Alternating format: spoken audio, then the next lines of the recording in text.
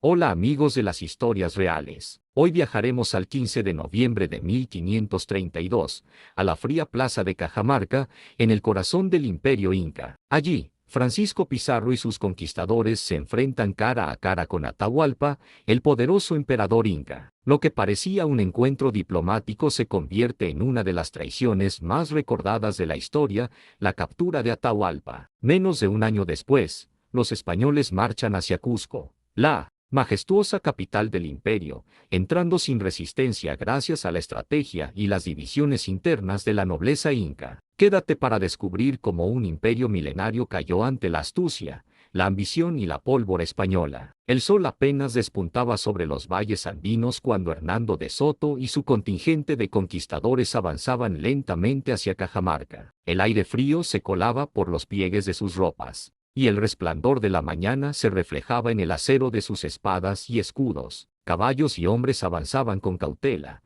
midiendo cada paso, conscientes de que se aproximaban al corazón del imperio más poderoso de Sudamérica. Las montañas que rodeaban la región eran gigantes dormidos, y cada eco de casco o arma se multiplicaba entre los cerros, como un presagio de la violencia que se avecinaba. Los soldados españoles, a pesar de su número reducido, sentían una mezcla de nerviosismo y confianza. Sabían que el imperio inca era vasto y desconocido, pero contaban con la superioridad de sus armas y la estrategia cuidadosamente planeada por Francisco Pizarro. Entre ellos, la tensión era palpable. Miradas rápidas, órdenes murmuradas y el choque metálico de las armaduras componían un ritmo inquietante que anticipaba el encuentro con el emperador. Desde lo alto de un cerro, los hombres observaban la columna inca que se acercaba. Al frente de la comitiva, un hombre destacaba por su porte majestuoso, Atahualpa, recién coronado Zapa Inca, cuya autoridad irradiaba con cada gesto. Su séquito,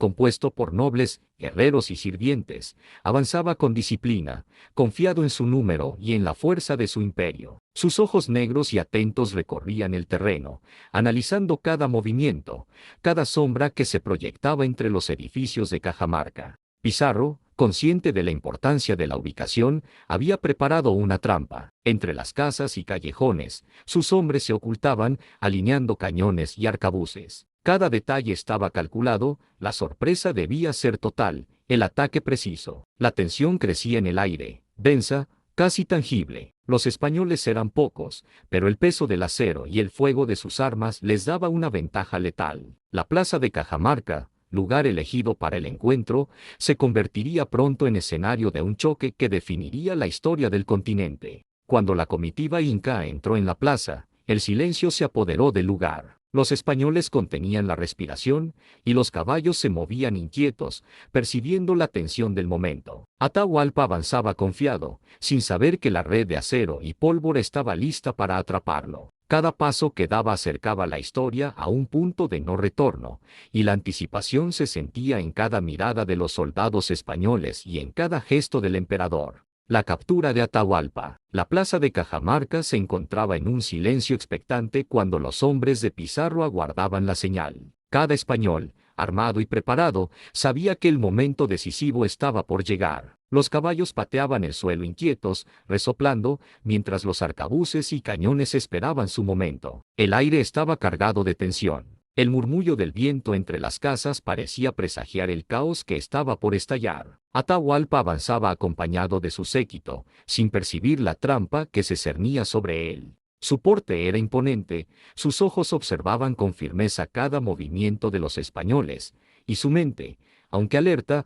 no podía anticipar la magnitud del ataque que estaba a punto de recibir. De pronto, la señal llegó, los cañones retumbaron y el humo llenó la plaza. Los arcabuces estallaron uno tras otro, haciendo que los caballos se encabritaran y que los soldados incas se dispersaran en un torbellino de confusión y miedo. El choque fue rápido y brutal, el ruido ensordecedor de la pólvora y el metal rompía la calma de la mañana, y los gritos de hombres y mujeres resonaban entre las piedras de la plaza. Los españoles avanzaron con determinación, maniobrando entre la multitud, mientras Pizarro mantenía su mirada fija en Atahualpa. El emperador, rodeado, trató de mantener la compostura. Sus gestos eran firmes, pero el miedo era inevitable. La estrategia europea superaba cualquier expectativa de resistencia. Con rapidez y coordinación, los soldados españoles cerraron el círculo, y en un movimiento simultáneo, Atahualpa fue rodeado y sujeto con cadenas. La majestuosa figura que hasta entonces había comandado miles de hombres, ahora era un prisionero, reducido a la vulnerabilidad de un ser humano atrapado por fuerzas desconocidas. Cada paso que lo alejaba de la plaza era un recordatorio del cambio irreversible que se estaba produciendo en el imperio incaico. Dentro de la casa de Pizarro, Atahualpa fue enfrentado por el conquistador, mientras intérpretes traducían las palabras. Pizarro ofrecía la vida a cambio de un rescate inimaginable, llenar una habitación con oro y plata. El emperador, consciente del valor de su pueblo y de sus tesoros, aceptó el trato. Cada moneda, cada objeto precioso que llegaba a Cajamarca era cuidadosamente contado y asegurado, mientras los españoles consolidaban su control sobre el lugar. La codicia y la eficiencia de los conquistadores se entrelazaban, creando un ambiente cargado de tensión y expectativa. A pesar de la entrega del rescate, Pizarro decidió ejecutar a Atahualpa. La noticia fue un golpe devastador para los nobles incas presentes,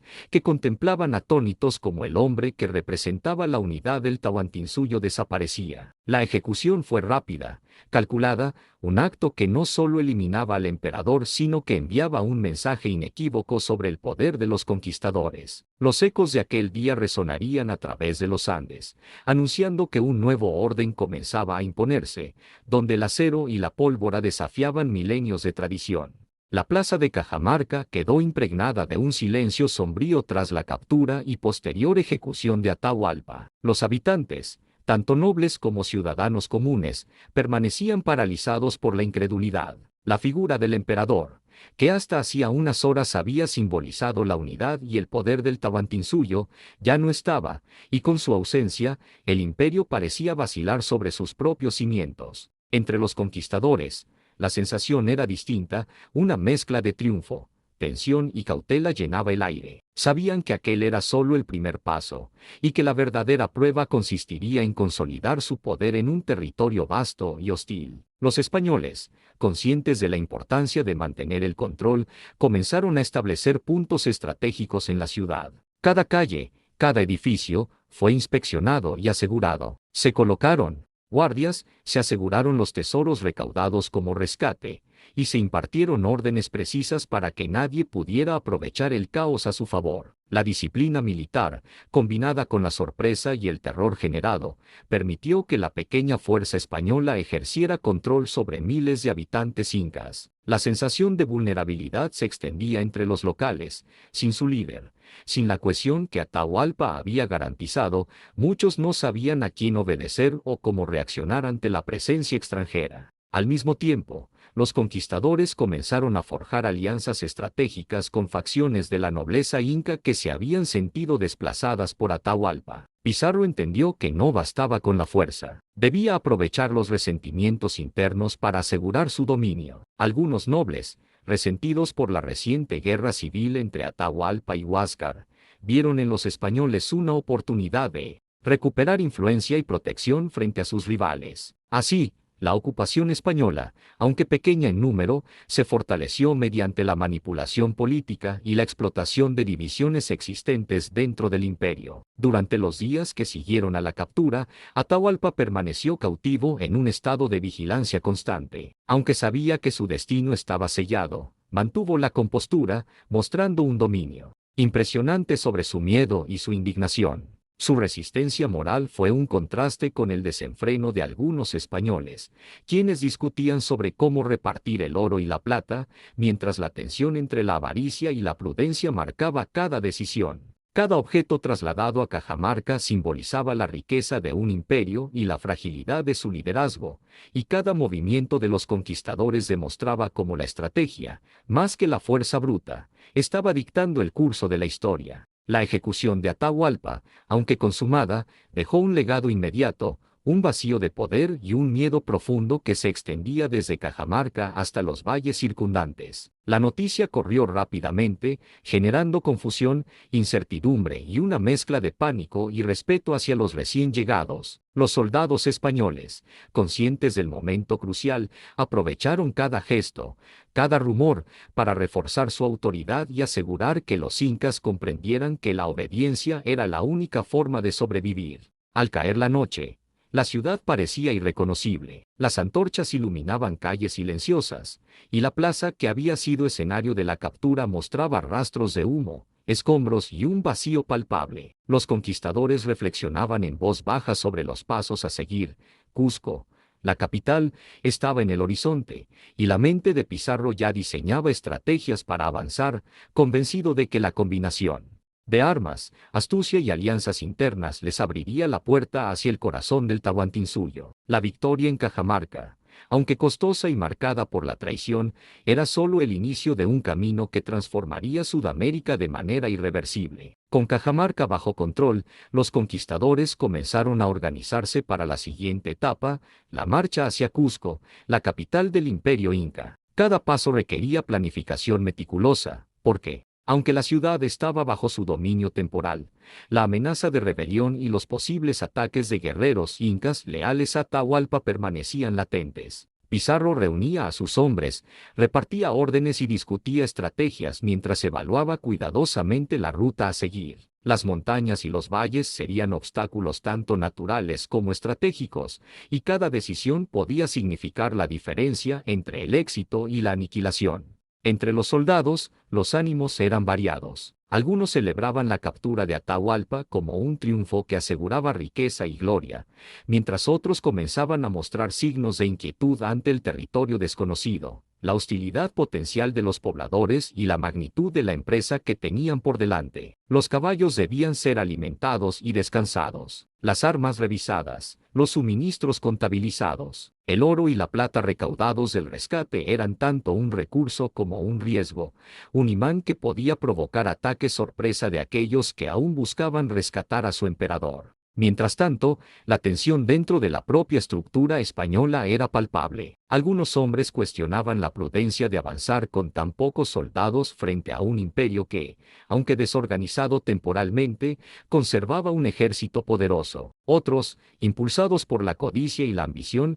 presionaban por seguir adelante, ansiosos por acumular más riquezas y afianzarse en la conquista. Pizarro, como líder, debía equilibrar estas fuerzas internas, controlar la disciplina y mantener la moral alta, consciente de que cualquier fisura podía ser fatal. A lo largo de los días que siguieron, los conquistadores realizaron patrullas por los alrededores, asegurando los caminos y estableciendo puestos avanzados para prevenir cualquier levantamiento. Los soldados españoles aprendieron a moverse con rapidez, a adaptarse a la geografía y a interpretar las señales de los incas, que, aunque desorientados, comenzaban a reorganizarse y a observar cada movimiento con atención. La plaza de Cajamarca, antes escenario de la captura de Atahualpa, se convirtió en un centro de logística y control, donde cada decisión estratégica se ejecutaba con precisión militar. Por su parte, los nobles incas que habían colaborado con Pizarro, motivados por resentimientos contra Atahualpa, empezaron a consolidar su influencia en la ciudad. Sus alianzas, cuidadosamente manejadas por los españoles, aseguraban que la ocupación no dependiera únicamente de la fuerza física, sino también de la manipulación política y el control psicológico. La división dentro del Tahuantinsuyo se convirtió en un recurso más valioso que cualquier armamento. Pizarro entendió que el futuro de la conquista dependía tanto de astucia como de pólvora. Los preparativos para avanzar hacia Cusco también revelaron la complejidad del territorio. Montañas escarpadas, ríos caudalosos y caminos estrechos exigían planificación detallada. Cada jornada debía ser calculada para evitar emboscadas, asegurar la alimentación de hombres y caballos, y mantener la cohesión del grupo. La incertidumbre del terreno contrastaba con la firmeza de Pizarro, cuya mente estaba enfocada en el objetivo final, alcanzar la capital, consolidar el poder y asegurar que la desaparición de Atahualpa no dejara un vacío que los incas pudieran aprovechar. Mientras los últimos días en Cajamarca transcurrían, el ambiente se cargaba de expectativas y ansiedad.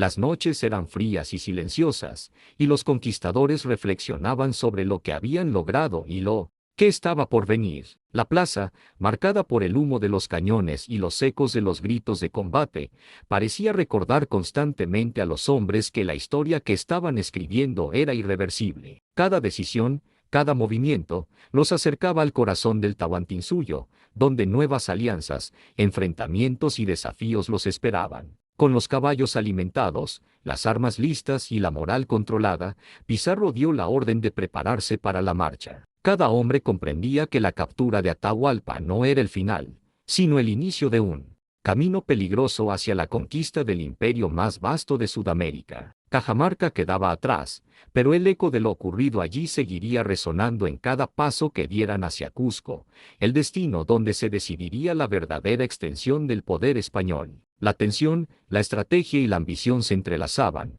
y la historia, implacable, avanzaba con ellos. El camino hacia Cusco se extendía ante los conquistadores como un desafío inabarcable. Los valles, montañas y ríos que habían atravesado desde Cajamarca parecían multiplicarse, y cada jornada exigía un cálculo preciso de hombres, caballos y provisiones. Francisco Pizarro lideraba la marcha con una determinación inquebrantable. Cada decisión era medida, cada paso planeado. Sus soldados, aún conmocionados por la captura y ejecución de Atahualpa, sentían la mezcla de ansiedad y expectativa que produce avanzar hacia el corazón del imperio. La geografía se convertía en un adversario más, y cada curva del camino, cada cresta de montaña, representaba la posibilidad de emboscadas o ataques sorpresa por parte de guerreros incas leales al emperador caído. La marcha se caracterizaba por la tensión constante. Los soldados mantenían la disciplina, revisaban armas y caballos y aseguraban los tesoros que habían transportado desde Cajamarca. El oro y la plata, símbolos de la riqueza del imperio y del éxito español, eran cuidadosamente protegidos. Cualquier pérdida podía desencadenar conflictos internos o motivar intentos de ataque por parte de los incas. Mientras tanto, los nobles incas aliados a los españoles observaban con cautela cada movimiento, conscientes de que la lealtad debía mantenerse mientras la balanza del poder se inclinaba hacia los recién llegados. Los días se sucedían lentamente, y con cada paso, la magnitud del Tahuantinsuyo se hacía más evidente. Los valles profundos, los ríos caudalosos y las montañas imponentes hablaban de un imperio vasto, organizado y lleno de recursos. Los conquistadores, aunque confiados en su armamento, comenzaban a percibir que la geografía misma era un aliado formidable de los incas, capaz de retrasar y complicar cualquier avance. La planificación de la marcha incluía no solo la seguridad inmediata, sino también la previsión de suministros,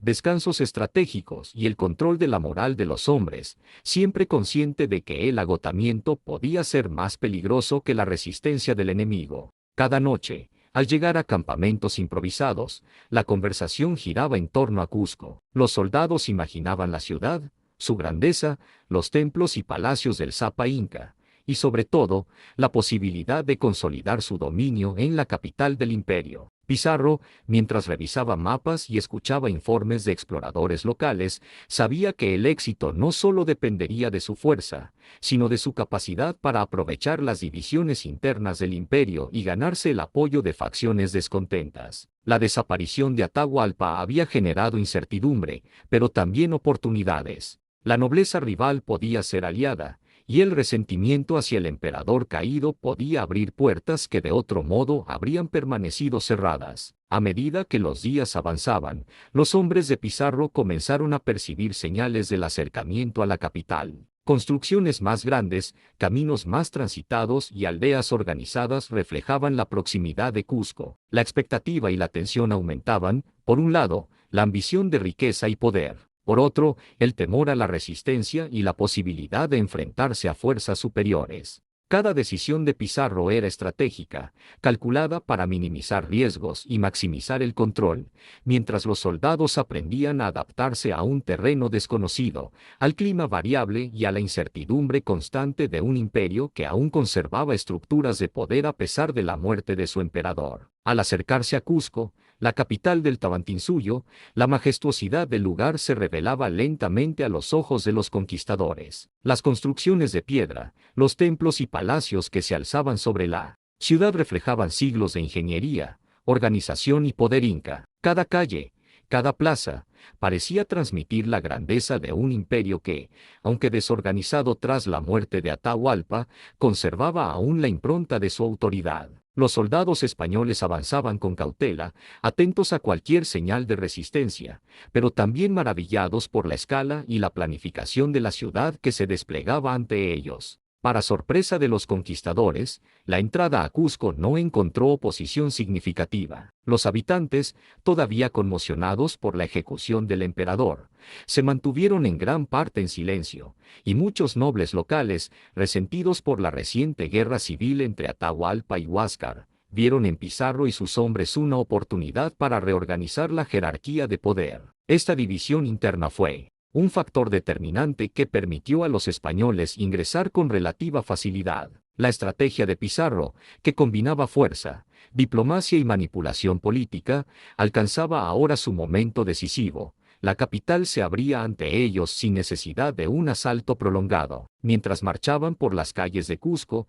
los soldados españoles observaban cada detalle: los templos de piedra, las residencias de la nobleza y los espacios ceremoniales impresionaban por su tamaño y precisión arquitectónica. Los habitantes, aunque temerosos, comenzaban a acercarse para ver a los recién llegados. Algunos ofrecían obediencia o gestos de respeto, mientras otros guardaban una distancia prudente, evaluando a los conquistadores y sus intenciones. Pizarro, consciente del valor simbólico de la ciudad, ordenó que se mantuviera un control riguroso, asegurando plazas clave, templos y palacios, mientras preparaba estrategias para consolidar la autoridad española y neutralizar cualquier resistencia futura. La presencia de la nobleza inca rival fue crucial en esos primeros días. Algunos líderes locales se acercaron a Pizarro ofreciendo apoyo logístico y guías sobre las costumbres y la estructura de la ciudad. Sus conocimientos fueron valiosos, indicaban caminos, templos importantes y las residencias de líderes influyentes, permitiendo a los españoles establecer un control más efectivo y evitar conflictos innecesarios. Esta cooperación estratégica mostró a los conquistadores que la división interna del imperio era tan poderosa como cualquier ejército. La guerra civil previa entre Atahualpa y Huáscar había creado resentimientos que podían ser aprovechados para asegurar el dominio extranjero. Durante las primeras jornadas en Cusco, la tensión y la expectativa coexistían. Los españoles, atentos a rumores y señales de rebelión, reforzaban la seguridad mientras exploraban la ciudad. La población, a su vez, comenzaba a adaptarse a la presencia de los forasteros, evaluando si la resistencia era posible o si la obediencia sería la opción más segura. Pizarro se movía con cautela, combinando vigilancia militar, negociaciones discretas con líderes locales y la demostración de fuerza mediante desfiles de soldados y exhibición de armas. Cada decisión tenía un doble propósito: consolidar autoridad y disuadir posibles levantamientos, asegurando que la ocupación española no solo fuera temporal, sino que estableciera un nuevo orden. La llegada a Cusco marcaba el inicio de una etapa crucial. No solo era la entrada a la capital de un vasto imperio, sino la oportunidad de transformar la estructura política y social de la región. La muerte de Atahualpa, la cooperación de la nobleza rival y la disciplina española se combinaban en un escenario único que definiría el futuro del Tahuantinsuyo. Cada paso por las calles empedradas, cada plaza asegurada y cada templo custodiado recordaba que, a pesar de la sorpresa inicial, el control de la ciudad dependía tanto de la estrategia y la manipulación como de la fuerza. La historia avanzaba con ellos, y Cusco se convertía en un testigo silencioso de la conquista y del cambio irreversible que se avecinaba. Una vez dentro de Cusco, los conquistadores comenzaron a consolidar su presencia de manera meticulosa. Cada calle, cada plaza y cada templo fue inspeccionado y asegurado, mientras Pizarro establecía un sistema de control que combinaba vigilancia militar y diplomacia estratégica. Los soldados patrullaban la ciudad, establecían puestos de observación y aseguraban que los caminos principales permanecieran despejados para permitir la rápida movilización en caso de cualquier intento de resistencia. La ciudad, aunque todavía poblada y activa, se transformaba bajo la influencia de los recién llegados, y cada decisión tomada por los españoles tenía un impacto inmediato sobre la estructura social y política de Cusco. La nobleza inca rival desempeñó un papel crucial en este proceso. Aquellos líderes que habían mantenido resentimientos hacia Atahualpa vieron en Pizarro una oportunidad para ganar poder y seguridad frente a sus enemigos internos. Estos nobles ofrecieron información valiosa, guiaron a los españoles hacia templos, residencias y zonas estratégicas de la ciudad y facilitaban la identificación de facciones que podrían representar amenazas. La cooperación entre españoles e incas rivales fue un equilibrio delicado. Cualquier exceso de presión o abuso podría provocar rebelión, mientras que la falta de autoridad podía debilitar la posición española. Pizarro supo navegar estas tensiones con habilidad, alternando demostraciones de fuerza con negociaciones calculadas para mantener la lealtad de quienes podrían ayudar a consolidar su dominio. Durante los días siguientes, los conquistadores comenzaron a reorganizar la ciudad según sus necesidades. Algunos templos fueron utilizados como depósitos de armas y tesoros, mientras que las plazas principales servían como lugares de concentración para soldados y ceremonias que demostraban la autoridad española. Los rumores sobre la ejecución de Atahualpa y la llegada de los extranjeros se habían propagado rápidamente, y la población, aunque sorprendida, parecía inclinarse hacia la obediencia por temor a represalias. Cada acción española estaba diseñada para establecer un orden que asegurara la supremacía de Pizarro sin necesidad de recurrir constantemente a la violencia,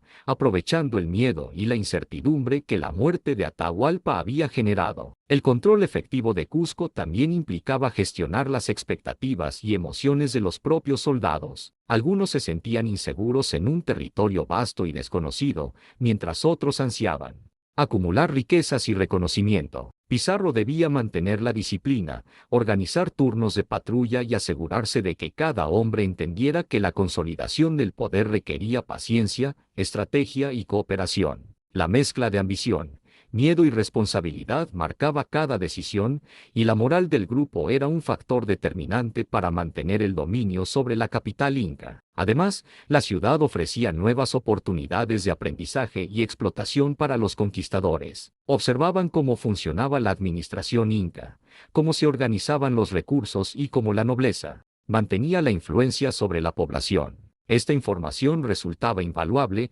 permitía a los españoles anticipar movimientos, prevenir rebeliones y planear futuras expansiones hacia otras regiones del imperio. Cada calle recorrida, cada contacto con líderes locales y cada gesto de obediencia reforzaba la idea de que la combinación de fuerza, astucia y alianzas estratégicas era más poderosa que cualquier número de soldados. A medida que los días transcurrían, Cusco se transformaba en un centro de poder español, mientras la nobleza inca rival se acomodaba a la nueva situación. Las tensiones internas, antes un riesgo, se convertían ahora en un recurso, y Pizarro consolidaba su control de manera metódica, segura de que la capital estaba bajo su influencia. La ciudad no solo representaba la riqueza y el simbolismo del imperio, sino también la prueba de que la estrategia y la manipulación política podían superar la fuerza bruta, asegurando un dominio más duradero y estable que cualquier victoria en el campo de batalla. Con Cusco bajo control,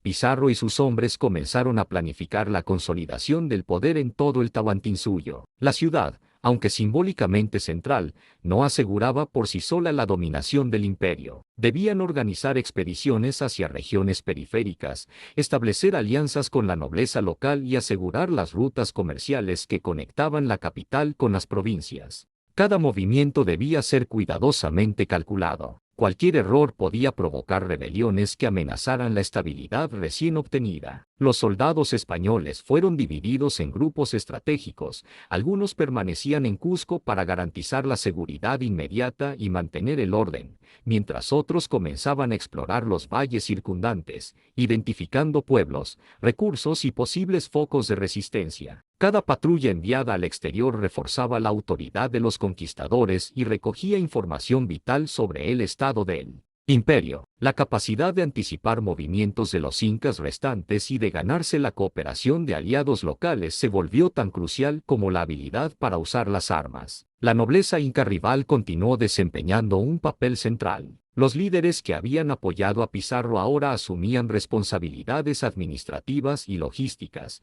actuando como intermediarios entre la población local y los españoles. Su colaboración era indispensable, facilitaba la gobernanza de la ciudad, la recaudación de tributos y la comunicación con regiones distantes. Sin embargo, la relación estaba marcada por la desconfianza mutua. Los españoles sabían que cualquier exceso de poder concedido a estos nobles podía volverse en su contra, mientras que los incas aliados buscaban proteger sus intereses y obtener ventaja en la nueva jerarquía de poder. Los días se sucedían entre patrullas, negociaciones y la reorganización de la ciudad. Los templos y plazas seguían siendo puntos estratégicos, algunos convertidos en depósitos de armas y provisiones, otros en sedes de reuniones y planificación. La vigilancia era constante, con patrullas diarias que recorrían la ciudad y los caminos que la conectaban con las regiones circundantes. La tensión entre la autoridad española y la población inca permanecía, pero la combinación de miedo, respeto y colaboración calculada lograba mantener la estabilidad a corto plazo. Mientras tanto, Pizarro se enfocaba en consolidar su posición a largo plazo. Observaba los sistemas administrativos y económicos del imperio, evaluaba cómo funcionaban los impuestos, la distribución de recursos y la organización social. Esta información le permitía anticipar posibles resistencias y diseñar estrategias para expandir su dominio hacia las provincias lejanas, asegurando que Cusco funcionara como un centro de poder estable y eficiente. Cada decisión, cada movimiento, estaba orientado a garantizar que la autoridad española no dependiera únicamente de la fuerza militar, sino también del control político, económico y psicológico. La llegada de los españoles a Cusco, combinada con la cooperación de la nobleza rival y la disciplina de sus tropas, marcó un momento decisivo en la historia del Imperio Inca. La ciudad se transformaba bajo sus manos, y la expansión hacia el resto del Tahuantinsuyo se planificaba con precisión estratégica. Cada acción reflejaba la visión de Pizarro. La conquista no era solo la ocupación de una capital, sino la reorganización del poder, la manipulación de divisiones internas y la imposición de un nuevo orden que cambiaría Sudamérica para siempre. Con la ciudad asegurada y las rutas periféricas vigiladas, los conquistadores se preparaban para avanzar hacia nuevas regiones, conscientes de que la verdadera consolidación del imperio requeriría paciencia, estrategia y la habilidad de transformar la fuerza en autoridad duradera. Cusco, testigo de la caída de Atahualpa y de la astucia española, se convertía en el epicentro de un proceso de conquista que definiría la historia de los Andes, donde la combinación de poder, diplomacia y terror aseguraría que la dominación española fuera más que un simple episodio, sería irreversible. Gracias por escuchar esta historia real sobre la captura de Atahualpa y la conquista de Cusco. Si te gustó este video, no olvides darle like, suscribirte al canal y activar la campanita para no perderte ninguna de nuestras historias históricas. Déjanos tu comentario contándonos qué te sorprendió más de estos eventos y comparte este video con tus amigos para que juntos viajemos al pasado.